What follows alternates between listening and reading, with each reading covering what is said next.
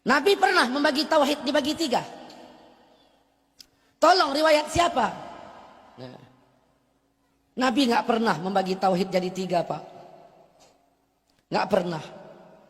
Sahabat tidak pernah. Tidak pernah.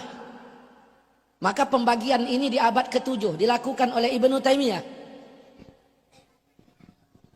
Jadi tidak benar itu.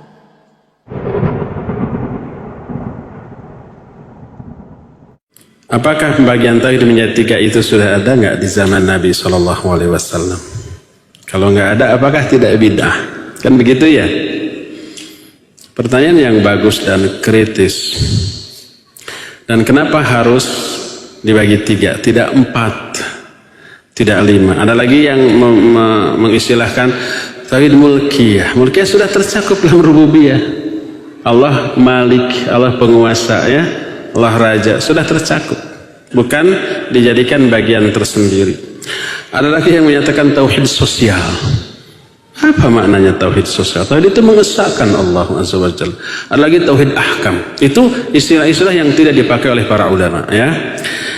Membagi tauhid menjadi tiga sama halnya dengan merumuskan kaidah-kaidah dalam ilmu lain seperti umpamanya tajwid. Nun mati, hukum nun mati ada beberapa macam, ada izhar, ada idgham, ada ikhfa, ada iqlab, gitu kan? Kalau nun mati menghadapi huruf-huruf halaq, alif, ha, kha, ain, ghin, ha, disebut apa? Izhar. Dibacanya harus berapa? Harus gimana? Jelas. Tidak boleh dengung, tidak boleh ikhfa. Contoh, man, amana. Kalau nun mati menghadapi huruf ba, disebutnya apa? Iqlab. Si nunnya berubah menjadi apa? Mim. Contohnya apa? Mim ba'di, umpama. Tidak min ba'di atau tidak min ba'di, tapi berubah menjadi nun. Disebutnya iqlab.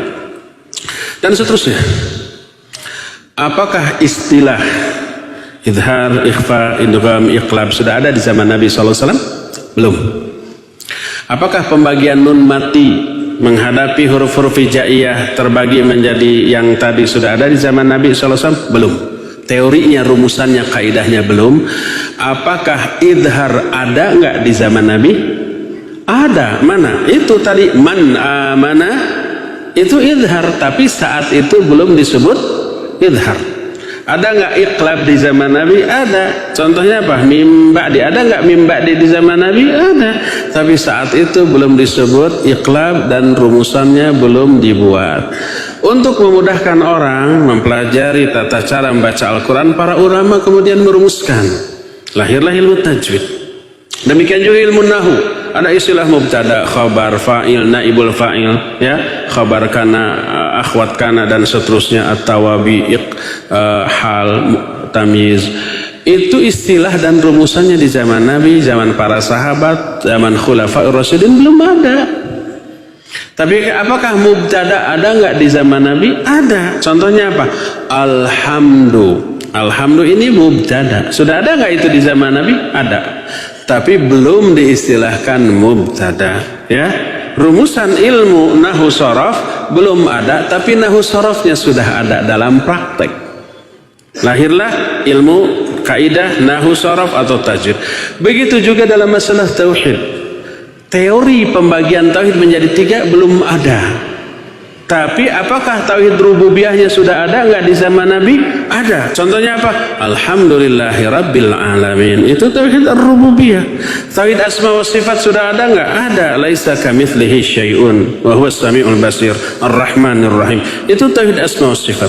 Tauhid al-uluhiyah ada nggak di zaman Nabi? Ada. La ilaha illallah. Itu tauhid al-uluhiyah.